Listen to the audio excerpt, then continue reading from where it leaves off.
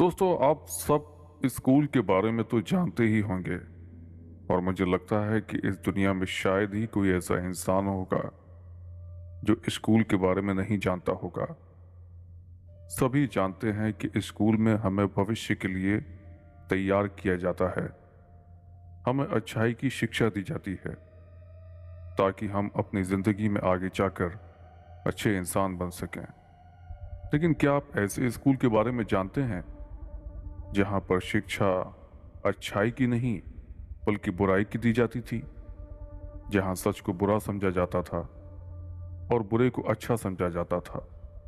जी हाँ, एक ऐसा स्कूल जो किसी भी आम इंसान को नहीं दिखाई देता था। उसे सिर्फ वही देख सकता था जिसके मन में दूसरों के लिए नफरत भरी हुई होती थी, जिसके मन में दूसरों के लिए क्रोध होता था। दोस्तों, आज की खौफनाक कहानी सुनकर आप सबके रोंगटे खड़े हो जाएंगे। बड़ी बड़ी घास और झाड़ियों से भरे हुए विशाल मैदान में उस प्राचीन इमारत को बाहर से देखने पर यह अंदाजा लगाना मुश्किल था कि यह कोई स्कूल की इमारत है। मगर सच तो यह था कि वो एक स्कूल ही था। मगर सच ये भी था कि वह स्कूल तो किसी एंगल से लगता ही नहीं था जहां बच्चे पढ़ते भी थे। उसके बगल में बनी हुई एक और टूटी फूटी इमारत भी खड़ी हुई थी। वह उस स्कूल का एक हॉस्टल था जहां पर उस स्कूल में पढ़ने वाले बच्चे भी रहते थे। वह बच्चे बहुत ही गरीब समाज के होते थे। उस स्कूल में सिर्फ वही बच्चे पढ़ने आया करते थे जिनके माँ बाप बहुत ज्यादा गरीब थे और उनकी स्थिति बहुत ही दयनीय हुआ करती थी। वो स्कूल एक पुराने जागीरदार के नाम से चलता था जो शहर से तकरीबन 20 मील दूर जंगल के चारों ओर घिरा हुआ था। जंगल इतना घना था कि दिन के समय में भी वहां पर एक अजीब सी धुंध छाई रहती थी। पिछली सदी की शुरुआत में यह स्कूल रिहाइश के लिए उसी जागीरदार ने बनवाई थी जिसके नाम से यह स्कूल चलता था। कोई नहीं जानता था उस जागीरदार को इंसानों की दुनिया से आखिर क्या प्रॉब्लम थी कि उसने अपने रहने के लिए इस वीरान जंगल को चुना था। मगर यहां भी वह ज्यादा दिन तक नहीं रह सका। यहां बसने के 5 साल बाद अचानक उसकी मौत हो गई। बताया जाता है कि उसकी मौत कुछ ऐसी रहस्यमयी परिस्थितियों में हुई थी कि उसकी वजह से उसके वारिसों को यहां से दूर रहने का फैसला करना पड़ा था। कुछ सालों बाद उन्हीं वारिसों में से किसी ने इस जंगल को खंडर बन जाने की बजाय गरीब बच्चों के बोर्डिंग स्कूल बना देना ज्यादा बेहतर समझा। आसपास की बस्तियों के अनाथ और गरीब बच्चे यहां पढ़ते थे और वहां पर रहते भी थे। जागीरदार के वारिस ने स्कूल के गुजारे के लिए जो ट्रस्ट बनवाया था उसी के पैसे से ये स्कूल ठीक ठाक चल रहा था। स्कूल में पहली से 8वीं तक की कक्षाओं में पढ़ने वाले लगभग 400 बच्चे थे और इनको पढ़ाने के लिए लगभग 12 अध्यापक भी थे। बच्चों की तरह उन्हें पढ़ाने वाले शिक्षक भी गरीब से ताल्लुक रखते थे। सच तो यह था कि पढ़ाना उनका शौक नहीं बल्कि उनकी मजबूरी थी। उन सब के बारे में यही कहा जा सकता था कि अगर उनके पास कोई और विकल्प होता तो वह यहाँ पर कभी भी पढ़ाने के लिए नहीं आते, क्योंकि तनख्वाह के नाम पर सिर्फ चंद रुपए ही उन्हें मिला करते थे। भला वह बेचारे इस बियाबान में अपनी जिंदगी बर्बाद करने क्यों आते? स्कूल का प्रिंसिपल से ज्यादा किसी गांव का बदतमीज चौधरी लगता था जो बच्चों को ही नहीं बल्कि यहाँ के टीचरों को भी डंडे से हाँकना पसंद करता था। यहाँ का हर इंसान उससे डरता था और जितना ज्यादा उससे डरता था उससे कहीं ज्यादा उससे नफरत भी करता था। लेकिन उसकी ज्यादतियां सहने की बजाय किसी के पास कोई चारा नहीं था उस स्कूल की इमारत और इमारत के बाहर हर समय छाई रहने वाली खामोशी में केवल सिर्फ और सिर्फ प्रिंसिपल की ही आवाज सुनाई देती थी। बाकी सब लोग सहमे हुए सिर झुकाए अपना काम करते रहते थे। सच तो यह था कि वह प्रिंसिपल इंसान के नाम पर एक जल्लाद था। उसके चेहरे पर कोई भाव नहीं रहते थे। वह अंदर से बहुत ही ज्यादा क्रूर स्वभाव का था। उसके अंदर दया नाम की कोई चीज थी ही नहीं। वो इन वीरानों में रहकर शायद अपने अंदर की इंसानियत भूल चुका था। वह भूल चुका था कि वह भी एक इंसान था और इंसान के अंदर जज्बात भी होते हैं। वह अंदर से पूरी तरह से खाली था। उसके अंदर अगर कोई चीज थी तो वह सिर्फ क्रोध था। वह स्कूल एक पहाड़ के ढलान पर था जिसके आसपास दूर दूर तक कोई इंसानी बस्ती मौजूद नहीं थी। वहां पर हमेशा अजीबोगरीब तरह का माहौल रहा करता था। उस जगह पर अच्छे खासे जानवर भी मौजूद थे, मगर उन्हें देखकर भी ऐसा महसूस होता था कि वो जानवर भी अंदर ही अंदर किसी वजह से डरे हुए हों। उनकी आंखों में भी हमेशा मायूसी ही छाई रहती थी। गर्मियों के मौसम में भी यहाँ अक्सर धुंध फैली रहती थी और एक अजीब सा आलम हर वक्त छाया रहता था। पक्षियों की आवाजें भी बहुत कम सुनाई पड़ती थीं। लगता था कि पेड़ भी किसी अनहोनी आशंका के इंतजार में सहमे हुए अपनी जगह पर खड़े थे। सच तो यह था कि वह पेड़ के साए हमेशा एक अजीब सी आकृति बनाए रहते थे जो दूर से देखने में किसी शैतान से कम महसूस नहीं होते थे। ऐसा मालूम होता था जैसे वह दुनिया का हिस्सा हो ही ना, जैसे कि वो हिस्सा किसी और ग्रह का हो। वहां हमेशा एक एहसास रहता था जैसे कि कोई अनहोनी घटना होने वाली हो। तो एक दिन ऐसा ही हुआ। उस दिन स्कूल में एक अजीब बात हुई। राहुल छुट्टी के बाद लंबे गलियारों से गुजरता हुआ हॉस्टल की ओर जा रहा था। न जाने उसे अचानक क्या हो गया कि वह हॉस्टल को जाने वाला सीधा रास्ता छोड़कर बाईं ओर मुड़ गया। राहुल 8वीं क्लास का स्टूडेंट था और 7 महीने पहले ही वह यहाँ पर आया था। इससे पहले वो शहर में एक स्कूल में पढ़ता था। अगर वो वहां फेल हो गया तो साइकिल की मरम्मत की दुकान चलाने वाला उसका पिता उसकी सौतेली माँ के दबाव में राहुल को इस स्कूल में छोड़ गया था। अपने बच्चों को यहाँ डालने के बाद अधिकांश माँ बाप अपने बच्चों को लगभग भूल जाया करते थे। यहाँ किसी को दाखिला कराने का मतलब होता था उससे अपना पेट छुड़ाना। कुछ ऐसा ही राहुल के साथ भी हुआ था। राहुल एक कमजोर दिमाग वाला शरारती लड़का था। शहर वाले स्कूल में राहुल को सजा भुगत भुगत कर उसकी आदत चिकने घड़े जैसी हो गई थी। इस नए स्कूल की ज्यादा सख्तियां भी उसे सुधार नहीं सकी थी। हर मार के साथ उसके अंदर का बागी उग्र होता जा रहा था। वह अपने दोस्तों को सताता था, टीचरों की चीजें चुराता था और प्रिंसिपल के कमरे के सामने गला फाड़ फाड़ कर फिल्मी गाने गाता हुआ गुजरता था। उसे किसी बात का डर नहीं था। मार खाते हुए भी उसे हमेशा मुस्कुराते देखा जाता था। उस दिन जब वह हॉस्टल की बजाय बाईं तरफ अंधेरे रास्ते पर मुड़ गया था, तब उसे असाधारण रूप से एक कठोर दंड मिला हुआ था। बात यह थी कि अहाते में जमीन के एक छोटे से हिस्से पर प्रिंसिपल सब्जियों की खेती करवाता था। खेती पर मेहनत बच्चों से कराई जाती थी, मगर वहां पर उगने वाली ताजी सब्जियां केवल प्रिंसिपल के किचन में सजती थीं। बाकी लोगों का पेट शहर से आने वाली सड़ी गली सब्जियों की सप्लाई से भरता था। उस दिन राहुल का दिमाग न जाने किस बात पर घुमा हुआ था। वह सब्जियों के बगीचे में घुसकर जानवरों की तरह पौधों को उजाड़ने लगा। पकड़े जाने पर पहले तो प्रिंसिपल ने उसकी पीठ पर कई लकड़ियां तोड़ दी। उसके बाद की सजा यह मिली कि उसे दोपहर का खाना भी नहीं मिला। स्कूल का टाइम खत्म होने के बाद उसे एक टीचर की निगरानी में 4 घंटे तक कक्षा में बेंच पर खड़ा रखा गया था। हॉस्टल से क्लास से जाने की इजाजत मिली। उस समय तक मैदान में खेलने का टाइम खत्म हो चुका था। वह उदास मन से हॉस्टल की तरफ जाते जाते बाईं ओर मुड़ गया। राहुल इसी रास्ते से स्कूल और हॉस्टल के बीच आता जाता था। कभी उसकी नज़र बाईं ओर मुड़ने वाले रास्ते की तरफ नहीं गई थी। आज अचानक ही उसका ध्यान उस अनजान मोड़ की तरफ चला गया था।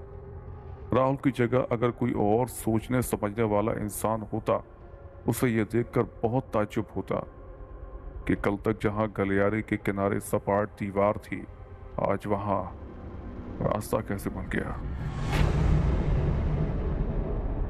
राहुल तो बस चुपचाप यूं उस तरफ मुड़ गया था, जैसे कि वहां कोई बहुत ही दिलचस्प का सामान मौजूद हो। असल में उसे कुछ ऐसा लग रहा था जैसे उस तरफ अंधेरे में किसी ने उसे बहुत धीमे से आवाज दी हो। राहुल डरने वाला लड़का तो कभी था ही नहीं। वो आराम से अंधेरे में चलता हुआ वहां पर चला गया। अंधेरा गहरा होता जा रहा था। यह अजनबी रास्ता राहुल के लिए और लंबा होता जा रहा था। ऐसा लगता था कि कभी खत्म ही नहीं होगा। फिर अचानक राहुल ने छत से पानी टपकने की आवाज सुनी। उसके अलावा कहीं और कोई आवाज थी ही नहीं, वह भी नहीं जिसे सुनकर वह उस तरफ गया था। कुछ देर बाद उसके कदम किसी जमीन पर पड़ना शुरू हो गए। उस तरफ काई बिछी हुई थी। वो देख तो नहीं सकता था, मगर उसकी फिसलन ऐसी थी कि कदम जमा जमा कर उसको चलना पड़ रहा था। पानी टपकने की आवाज बराबर आ रही थी और राहुल के होठों पर एक अजीब सा उत्साह और मुस्कुराहट झलक रही थी। उसे ऐसा लग रहा था जैसे कि वो किसी महत्वपूर्ण खोज पर निकला हुआ हो।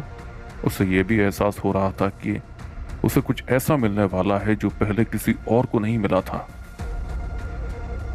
राहुल ये एहसास और ये पल पता नहीं क्यों उसके लिए बहुत ही मजेदार था, जो उसे एक अलग ही आनंद दे रहा था।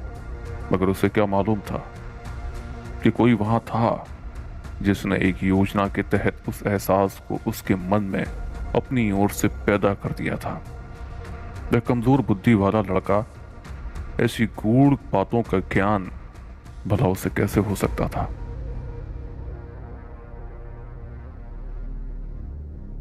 चलते चलते सामने कुछ दूरी पर उसे एक हल्की सी रोशनी दिखाई दी। फिसलन पर संभलने की कोशिश करते करते वो थक गया था, मगर इस रोशनी ने उसके उत्साह को ताजा कर दिया। रोशनी की तरफ बढ़ते बढ़ते वह कमरे के खुले हुए दरवाजे तक पहुंच गया। खुले हुए दरवाजे से कमरे के अंदर कतार से आगे रखे हुए बेंच साफ दिखाई पड़ रहे थे, जैसे कि वे किसी क्लास का कमरा था जो इस वक्त बिल्कुल खाली था। जैसे कि इससे पहले किसी भी विद्यार्थी के कदम वहां पर पड़े ही ना हो, जैसे वो क्लास अपने पढ़ने वालों का इंतजार कर रही थी। राहुल को यह देखकर बहुत ज्यादा निराशा हुई। वो सोचने लगा, तो क्या मैं इतनी दूर चलकर केवल सिर्फ इस क्लास को देखने के लिए आया था? उसे वैसे भी पढ़ाई से नफरत थी, उसे टीचरों से नफरत थी। वह वहां के वापस जाने ही वाला था कि तभी उसे बहुत सपाट दीवार वाले कमरे में किसी किनारे से एक अजीब सी आवाज सुनाई दी। अजीब भाव में उससे कुछ कहा गया था। उसने इस तरह की भाषा कभी नहीं सुनी थी। सच तो यह था कि वह उस भाषा को समझ ही नहीं पाया था। उसने चौंक कर उस आवाज के स्रोत की तरफ देखा। उसने देखा एक बहुत लंबी इंसानी काया एक मंच पर खड़ी हुई थी। उसके सिर से पैर तक काला लबादा ओढ़ रखा था, जिसमें से सिर्फ उसका चेहरा और हाथ बाहर थे। उसके पीछे दीवार पर एक लंबा आकार का ब्लैक बोर्ड लगा हुआ था। उस परछाई ने राहुल से फिर से कुछ अजनबी भाषा में कहा। अजीब भाषा थी, और कितनी अजीब भाषा थी, उससे कहीं ज्यादा अजीब उसकी आवाज थी। उस सीधे खड़े हुए विशाल के शरीर से निकलने वाली आवाज कुछ ऐसे थी जैसे किसी दंत विहीन बूढ़ी की आवाज होती है। उससे भी ज्यादा अजीब बात यह हुई थी, अचानक राहुल उस अजनबी भाषा को समझने लगा था। उसके कान उन शब्दों को सुन रहे थे जो उसकी समझ से बाहर थे, लेकिन दिमाग के भीतर सब कुछ उसकी अपनी चिर परिचित भाषा में था। राहुल अब उस परछाई को गौर से देख रहा था, और वह परछाई भी राहुल को अजीब सी निगाहों से देखी जा रही थी। कुछ देर बाद राहुल के कानों में वही अजनबी शब्द, वही अजनबी भाषा उस परछाई की टकराई। बैठ जाओ राहुल, तुम्हें मैंने ही यहां पर बुलाया है। उस आदेशात्मक लहजे को सुनकर राहुल चुपचाप एक कुर्सी पर बैठ गया। उस परछाई ने फिर से अपनी बातचीत जारी रखी। मैं यहाँ का टीचर हूँ और तुम मुझे इसी नाम से पुकारोगे। मेरी क्लास में तुम्हारा स्वागत है। तुम्हें इस क्लास में वह बातें पढ़ाई जाएंगी जिनके विपरीत तुम अब तक पढ़ाई करते रहे हो।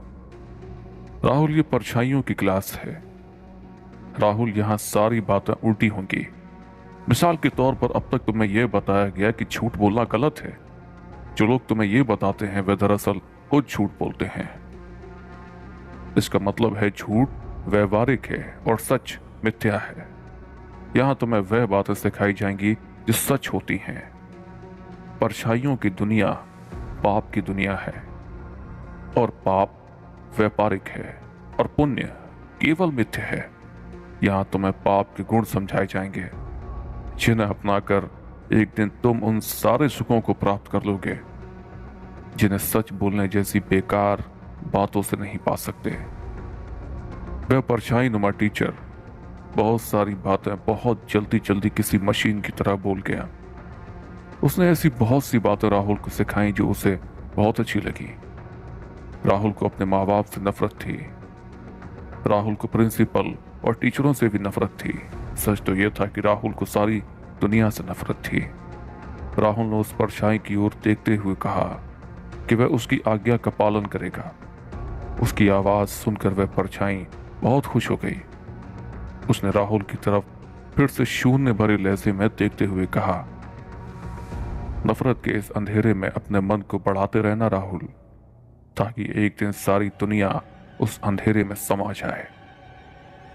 राहुल उस परछाई की बात को बहुत ही गौर से सुन रहा था। अचानक वह अजनबी भाषा से अज्ञात हो गया। उसे कुछ भी समझ नहीं आ रहा था कि आखिर वह परछाई उससे बोल क्या रही है, मगर फिर भी वह सब कुछ समझ रहा था कि वह उससे क्या बातें कर रही है। जैसे कि राहुल के दिमाग के अंदर उस भाषा का कोई बॉक्स खुल गया हो और अब राहुल अच्छी तरह से समझ रहा था उस परछाई की भाषा को, और वह परछाई की हर बात पर हां में हां मिला रहा था। राहुल की स्थिति ठीक वैसे ही हो गई थी जैसे कि किसी सम्मोहित व्यक्ति की होती है। कुछ ही देर के बाद राहुल के चेहरे के रंग बदल गए। उसकी आंखों में शैतानियत झलकने लगी। उसने शैतानी अंदाज में मुस्कुराते हुए उस परछाई की तरफ देखकर कहा, मुझे आपकी बात समझ आ गई है।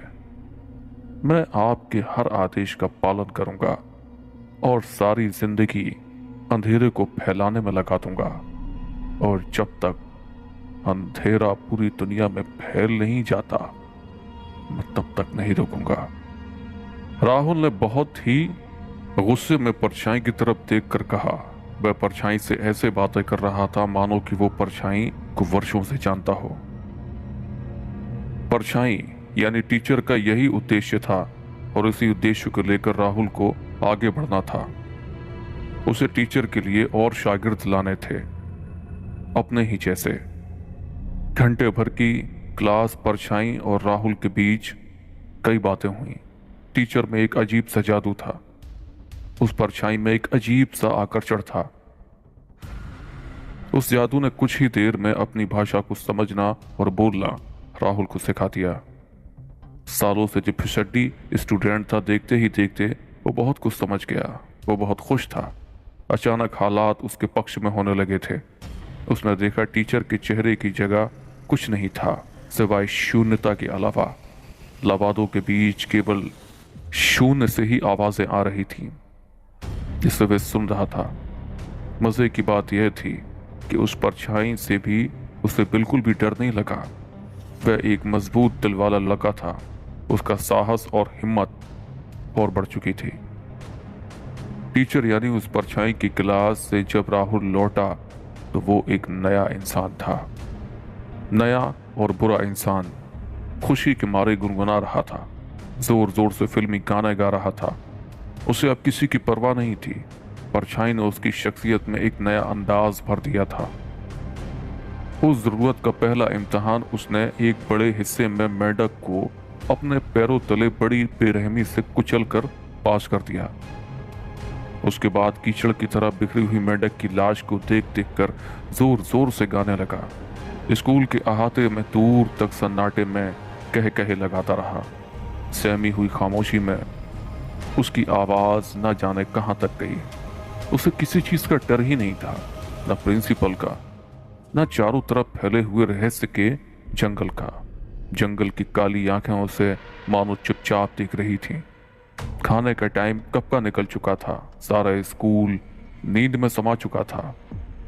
वो परछाई से मिलने के बाद खुशी में अपनी भूख और नींद सब भूल गया था। अगली सुबह से ही स्कूल में अजीबोगरीब बातें होना शुरू हो गईं। सबसे पहले राहुल ने 4 बच्चों का नाश्ता उनसे छीनकर अकेले खा लिया। जब उन बच्चों ने विरोध किया तो राहुल ने उन्हें अपने दांत दिखाए, जैसे वे इंसान के बजाय किसी भेड़िए के दांत हों। बच्चे पहले भी उससे डरते थे और उसके दांत देखकर और ज्यादा डर गए। अजीब बात यह थी कि राहुल एक नई भाषा बोल रहा था। क्लास में जब टीचर ने उससे एक सवाल किया तो उसने उसी अजनबी भाषा में न जाने क्या कह दिया। टीचर को क्या पता कि वह एक नई भाषा बोलने लगा था। टीचर ने अपना सवाल फिर से दोहराया। राहुल ने जवाब के लिए फिर उसी भाषा का इस्तेमाल किया। टीचर को इतना गुस्सा आया कि वह उसका कान खींचने लगा और राहुल ने पहले ही उसका हाथ पकड़ लिया। टीचर न केवल उम्र में उससे बहुत बड़ा था, बल्कि उसके मुकाबले में बहुत तंदुरुस्त भी था, मगर वह राहुल से अपना हाथ ना छुड़ा सका। टीचर को लगा उसके हाथ में बर्फ जैसी ठंडक फैल रही है। फिर यह कप कपा देने वाली ठंडक उसके शरीर में फैलने लगी। उसे महसूस हुआ कि उसकी नसों में बर्फ की धारा बह रही है। इससे पहले ये बर्फीली धाराएं उसे जमा दी थीं। राहुल ने उसका हाथ छोड़ दिया। टीचर की आंखों में देखते हुए राहुल मुस्कुरा रहा था और टीचर हैरान परेशान खड़ा हुआ था और राहुल खुश था। राहुल के खुश होने पर टीचर की हैरानी और ज्यादा बढ़ गई, क्योंकि राहुल की उस मुस्कुराहट में ऐसी कोई बात थी जो पहले नहीं हुआ करती थी। उसने पहले भी बदतमीजी की थी। पहले वह चुपचाप मार खाता था और मुस्कुराता था। पहली बार उसने उस टीचर का हाथ पकड़ा। पहली बार उसके शरीर में बर्फीली धाराएं बह रही थीं और पहली बार उसकी मुस्कुराहट में एक गुप्त चेतावनी थी। राहुल खुश था कि उसकी इस हरकत से वह बिना चेहरे वाला टीचर, यानी कि वो परछाई, बहुत खुश होगी। सच तो ये था कि वो उसकी सीख पर पहला कदम रख चुका था। डरे हुए उस टीचर ने उस दिन प्रिंसिपल से मुलाकात करके कसम खाकर बताया कि राहुल ने जब क्लास में उसका हाथ पकड़ा था, उसने उसकी मुस्कुराहट में कोई अजीब बात देखी थी। वह मुस्कुराहट दरअसल किसी इंसान की थी ही नहीं। प्रिंसिपल ने उसकी बात सुनकर उसका मजाक उड़ाना शुरू कर दिया और वह उस टीचर को बहुत गौर से देखने लगा।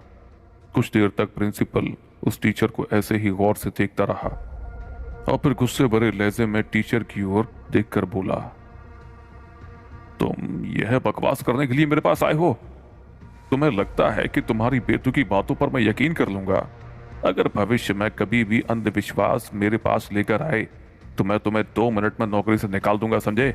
और लात मारकर इस स्कूल से बाहर फेंक दूंगा। दोबारा मेरे पास इस तरह की बेतुकी बातें लेकर मेरा समय बर्बाद करने के लिए यहां पर मत आना। निकल जाओ यहां से। प्रिंसिपल की बात सुनकर टीचर ने मन ही मन फैसला किया कि प्रिंसिपल कुछ भी कहे, आगे से वह राहुल से दूर रहने की कोशिश करेगा। अगर वह क्लास में फिल्मी गाना गाता है, अगर वह अपनी पढ़ाई नहीं करता, अगर वो उसके सवालों का जवाब उस अजनबी भाषा में देता है, तब भी वह उसे सजा देने की बजाय उसके पास तक नहीं जाएगा। उसने मन ही मन में यह भी तय किया कि वह अपनी रगों में बर्फ की ठंडक को जिंदगी भर नहीं भूलेगा। सच तो यह था कि वह टीचर बहुत ज्यादा डर चुका था। राहुल बहुत ज्यादा खुश था। उससे ये बात आश्चर्यजनक नहीं लगी कि उसका कमजोर दिमाग, जो आज तक 5 का पहाड़ा याद नहीं कर पाया, वह बड़ी तेजी से उस परछाई की भाषा को कैसे सीखता जा रहा था, जैसे कि वो उसकी मातृभाषा हो। वो ऐसे अच्छे टीचर यानी कि परछाई को खुश करने के लिए अब कुछ भी कर सकता था। उसके दोस्तों में कुछ ऐसे थे जो कम से कम दूसरों की तरह उससे नहीं घबराते थे। वे हमेशा उससे दूर दूर नहीं रहना चाहते थे। दोपहर के खाने के समय उन्हीं में से एक दोस्त राहुल के पास आया। उसके मन में राहुल को लेकर जो उत्सुकता हमेशा से रही थी वो अब बढ़ चुकी थी। उसने प्रशंसा भरे लहजे में राहुल की तरफ देखकर कहा, कुछ भी कहो राहुल, आज तुमने उस टीचर को अच्छा सबक सिखाया। मैंने नहीं, उस परछाई ने सिखाया। परछाई? कौन सी परछाई? दरअसल वह परछाई ही मेरी टीचर है। मैं उन्हें अपना गुरु मानता हूं। यहां तो सभी टीचर एक जैसे गधे हैं, मगर वह बहुत अच्छा है। वह जो चीजें सिखाता है उन्हें ये टीचर सपने में भी नहीं सोच सकते। इनकी सिखाई हुई बातों की कीमत 2 कौड़ी की भी नहीं है। मैं तुम्हारी बात का मतलब नहीं समझा। समझा तो रहा हूं मैं। अच्छा, तुम्हें और क्या क्या सिखाता है वो? उस लड़के की उत्सुकता गजब का उछाल मार रही थी। यही मसलन हमें अंधेरे को और आगे बढ़ाना है, जो बढ़ते बढ़ते एक दिन सारी दुनिया को निकल जाएगा। राहुल ने कुछ रुककर आगे कहा, क्या तुम मेरी टीचर की क्लास में पढ़ना चाहते हो? रमेश चौंक गया। उसे जरा भी अंदाजा नहीं था कि राहुल किस चीज की बात कर रहा था। हो सकता था कि यह महज एक शरारत हो जो उसे किसी झंझट में फंसा दे, जिसकी वजह से उसे प्रिंसिपल की मार मिल जाए। इसी दौरान राहुल जल्द जल्द खाना खाता रहा और मुस्कुराता रहा। आखिरकार रमेश ने हाँ कर दी। उस दिन शाम को राहुल जब उस परछाई की क्लास में पहुंचा तो उसके साथ उसका दोस्त रमेश भी था। रमेश रामुल की तरह मजबूत दिल वाला नहीं था। उसे सारी बातें डरावनी लगी। अंधेरे अंधेरे से भरा न जाने कितना लंबा रास्ता था। रमेश बार बार काई पर लगे रास्ते पर गिरते गिरते बचा था। उसके लिए तो सबसे डरावना था मास्टर यानी उस परछाई का चेहरा, जहां चेहरे की जगह सिर्फ एक खाली जगह थी। उस चेहरे को देखकर रमेश बड़ी जोर से चीखने ही वाला था कि न जाने उसको क्या हुआ। उसका डर अचानक अपने आप दूर हो गया। उस परछाई ने उन दोनों की ओर देखकर कहा, अंधेरे की दुनिया में तुम्हारा स्वागत है। रमेश को बहुत ज्यादा ताज्जुब हुआ। जिस तरह उसका डर अपने आप उससे दूर हो गया था, ठीक उसी तरह उस परछाई की अजनबी भाषा उसे अपने आप समझ आने लगी थी। राहुल की तरह वो भी अब उस भाषा को समझ सकता था और पढ़ भी सकता था। यहां तक कि अब वो उस भाषा को बोल भी सकता था। उस परछाई ने अंधेरे की दुनिया के बारे में बोर्ड पर लिखकर समझाया। मक्खी की टांगों की तरह टेढ़े मेढ़े अक्षर न जाने किस काल और देश के थे, मगर राहुल और रमेश ने उन्हें पढ़ा न समझा, बल्कि अपने दिमाग में नोट भी कर लिया। परछाई का कमाल अजीब था। उसके दिमाग में वह विचार डाल रहा था। यह वह बातें थीं जो हमारी दुनिया में अनैतिक मानी जाती थीं। ईर्ष्या, घृणा, विश्वासघात और हत्या के पक्ष में कही गई बातें। परछाई अपने खास मिशन पर थी। उसने उनसे कहा कि वे अगले दिन दूसरे बच्चों को भी यहां पर लेकर आएं। जब वे हॉस्टल से लौटे तो बहुत खुश थे। राहुल और रमेश वे एक दूसरे से काली दुनिया की भाषा में ही बातें कर रहे थे, कह रहे थे, कहे लगा रहे थे। अब रमेश भी राहुल की तरह मुस्कुरा रहा था। दूसरे बच्चों ने जब देखा दोनों अजनबी भाषा में बात करते हुए कितने खुश लग रहे थे, तो उनमें से कईयों ने कहा कि उन्हें भी वो भाषा सिखाई जाए। दोनों ने उनसे कहा, ऐसा तभी होगा जब हमारा गुरु चाहेगा। सारे बच्चे अपने परिवार और समाज के ठुकराए हुए थे। उन्हें लोग बेकार की चीज की तरह अपनी जिंदगी से निकाल कर इस अजीब से जंगल में लाकर छोड़ गए थे। उन सबके दिलों में गुस्से की चिंगारी सुलग रही थी। परछाई उस चिंगारी को एक आग बना देना चाहती थी, वह आग जिसमें अंधेरे से ज्यादा अंधेरा था। स्कूल के गलियारों से अंधेरे की तरफ जाने वाला रास्ता सिर्फ वही देख सकता था जिसे वह परछाई अपनी क्लास में बुलाना चाहती थी। बाकी दुनिया के लिए बस सिर्फ एक सपाट दीवार थी। परछाई की कक्षा में बच्चों की तादाद बढ़ रही थी। शागिर्द अच्छा काम कर रहे थे। हर शाम उनके साथ कुछ नए बच्चे होते थे। वे अलग अलग स्वभाव और प्रकृति के बच्चे थे। कोई डरपोक था, कोई गुस्से वाला, तो कोई बुद्धू था, और कोई बहुत तेज दिमाग वाला। कोई मरियल था, कोई गुब्बारों की तरह फूला हुआ था। उनमें समानता यह थी कि वे सब अपने परिवार और समाज के ठुकराए हुए थे, इसलिए सबके अंदर आग पर पकने वाले भुस की तरह गुस्सा बुद बुद कर रहा था। स्कूल के बड़ों ने शीघ्र ही इस बात पर गौर किया कि सारे बच्चे आपस में एक अजीब सी भाषा में बात करते थे। यही नहीं, वे आमतौर पर उनके सवालों के जवाब भी उसी भाषा में देते थे। फिर कुछ और भी परिवर्तन देखने को मिले। हॉस्टल के वार्डन का कहना था कि बच्चे रात भर जागते रहते हैं, वे आपस में सरगोशियां करते हैं, वे खाना बहुत कम खाते हैं, फिर भी ऐसा नहीं लगता कि वो भूखे हों। हॉस्टल से लेकर कक्षाओं तक हर जगह एक अजीब सी बदबू फैली रहती थी। उस स्कूल के टीचरों का कहना था कि यह बदबू पहले कभी उनकी नाक में नहीं गई थी। उसके कारण उनका सर घूमता रहता था और क्लास में वे ठीक से नहीं पढ़ा पाते थे। प्रिंसिपल का ख्याल था कि जंगल में कोई बड़ा जानवर मर गया है और उसकी सड़ी हुई लाश की बुरी बदबू आ रही है।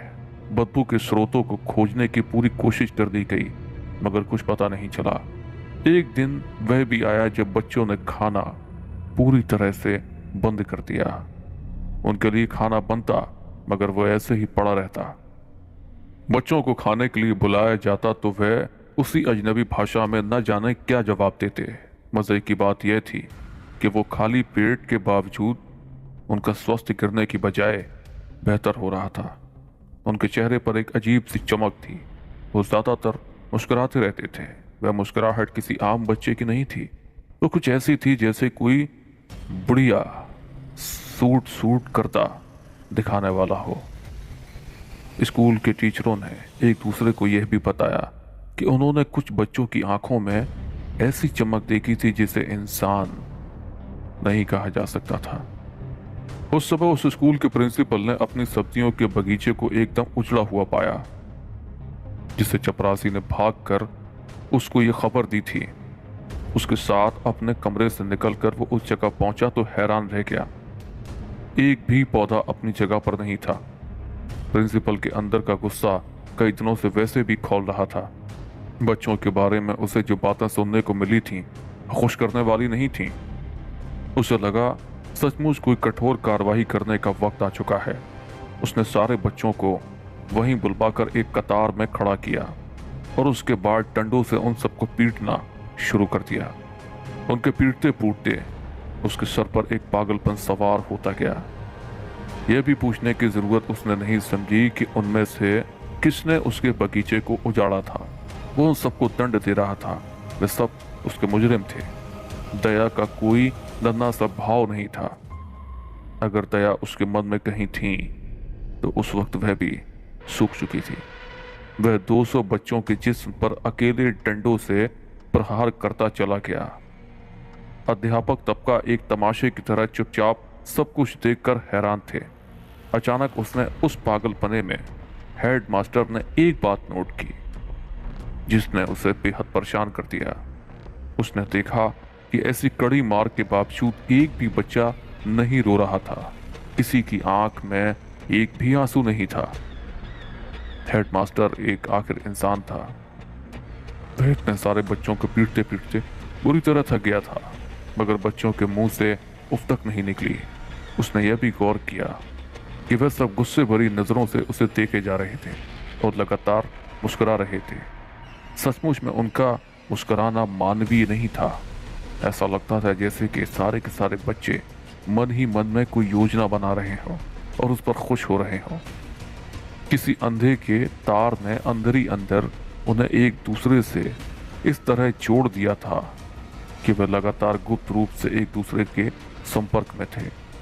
पत्थर दिल प्रिंसिपल ने उन पलों को अपने अंदर बर्फीली लहरों को दौड़ते हुए महसूस किया जो पहले उसके लिए अनजान हुआ करती थीं।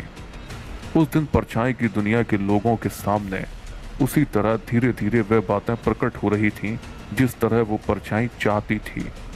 वह जंगल सिर्फ उसका था। यहीं पर उसने अपने भावी योजनाओं को वैभविक रूप देना था, अंधेरे का साम्राज्य स्थापित करने की तैयारी करनी थी, अपने काम के लोगों का दल तैयार करना था। उसका लक्ष्य अभी दूर था, मगर वहां तक पहुंचने का यकीन कुछ और पक्का हो चुका था। और शाम की क्लास में उस परछाई ने अपने नन्हे शागिर्दों को कुछ और बातें बताईं। उस शाम पहली बार वार्डन का ध्यान इस बात की तरफ गया कि बच्चे हॉस्टल में नहीं थे। एक भी बच्चा नहीं था। असहनीय खामोशी से घबरा कर प्रिंसिपल कमरे में गया। अहाते से लेकर इमारत के हर हिस्से तक वह देख चुका था, मगर बच्चे का कोई सुराग नहीं था। प्रिंसिपल, जो खुद के भवन में नींद के गोते खा रहा था, उसने सबसे पहले उन बच्चों को गाली दी, फिर वार्डन को बाहर निकाल दिया। हैरान परेशान वार्डन जब हॉस्टल लौटा तो उसने बच्चों को उनकी जगह मौजूद पाया। वह सब आपस में उसी अजनबी भाषा में बात कर रहे थे। सबने एक साथ नजर उठाकर उसे देखा और वह रात वार्डन की जिंदगी की सबसे खौफनाक रात बन गई। उसने कई बार चाहा वह जाकर दूसरों को बताए, मगर उसकी टांगों ने उसका साथ नहीं दिया। उसने मदद के लिए चीखना भी चाहा था, मगर जुबान ने उसका साथ नहीं दिया। सुबह वार्डन की लाश उसके कमरे में मिली। ठीक उसके अगले दिन शाम के वक्त सब्जी के उजड़े बगीचे में प्रिंसिपल की लाश पाई गई। दरअसल उन्हें लाश कहना सही नहीं था, क्योंकि दोनों के केवल सर मिले थे और शरीर की कुछ हड्डियां पाई गई थीं।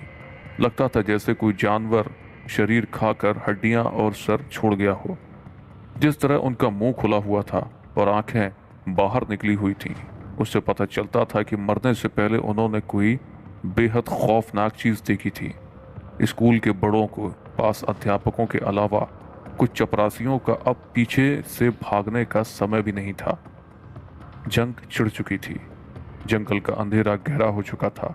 वे नहीं जानते थे वो जिस मुसीबत में भी घिरे हुए थे, वे स्कूल के अहाते में थी या बाहर जंगल में। इसलिए उन सब ने रात एक साथ कमरे में गुजारना बेहतर समझा। वहां की हर बात की तरह वह रात भी बेहद अजीब थी। स्कूल के एक कमरे में अपने आप को बंद किए हुए सभी बड़े लोग आपस में सरगोशियां कर रहे थे और हॉस्टल के बरामदे में 400 बच्चे सरगोशियां। वे अजनबी भाषा में बोल रहे थे जो उनके सिवा कोई नहीं समझ सकता था। बाहर दूर तक घना कोहरा छाया हुआ था। सभी बच्चे खुश थे। वे परछाई के बारे में बात कर रहे थे, घृणा, मौत और विध्वंस की बात कर रहे थे। वे बातें जो उन्हें परछाई ने सिखाई थीं, ऐसी बातें जिनसे बच्चों को दूर रहना चाहिए, मगर वे अब साधारण बच्चे नहीं थे। परछाई उन्हें असाधारण बना चुकी थी। कहीं दूर से कोहरे की परतों को पार करके किसी उल्लू को चीखने की आवाज आई। उसी वक्त एक बड़े ने अंधेरे में 2 आंखों को चमकते हुए देखा। ये आंखें राहुल की थीं। परछाई ने उसे उस दल का नेता बनाया था। फिर दूसरे बड़ों ने भी उन आंखों में एक दूसरे को धक्का मुक्की करते हुए 400 बच्चों की 800 आंखें। अध्यापक और दूसरों के पास ये सोचने का मौका नहीं था कि इंसान की आंखें भेड़ियों की आंखों की तरह चमका नहीं करती, लेकिन क्या वो इंसान थे? सुबह सूरज की सहमी हुई किरणों ने प्राचीन इमारत की जगह राख और मिट्टी का मलबा देखा, जिसमें आग अब तक मौजूद थी। बड़ी कुशलता से सारा काम हुआ था। एक को भी भागने का मौका नहीं दिया गया था। कई दिनों के बाद जब बाहर की दुनिया के कुछ लोगों को उस इलाके का चक्कर लगाया, तो वहां उन्हें खंडर के सिवाय कुछ नहीं मिला। न कोई बड़ा, न कोई बच्चा। तलाशी भी की गई, लेकिन हाथ कुछ नहीं लगा। यह सुराग भी नहीं कि उनके साथ दरअसल क्या हुआ होगा। पुलिस भी अपनी छानबीन में कुछ हासिल नहीं कर सकी। लेकिन उसके बाद धीरे धीरे आसपास के इलाकों में किस्से सुनाए जाने लगे। कोई कहता ये किस्से सच्चे हैं, कोई कहता कि नहीं, ये सिर्फ एक अफवाह है। कहने वाले आज भी यही कहते हैं कि वहाँ पेड़ों के आसपास बहुत से साए चलते फिरते रहते हैं। नन्हे मन्ने बेशुमार साए। किसी ने उनके करीब जाने की हिम्मत की तो वह बड़े बड़े घने वृक्षों की परछाइयों में घुल मिल जाते हैं। कोई नहीं जानता कि वह साए वहाँ क्या करते रहते हैं।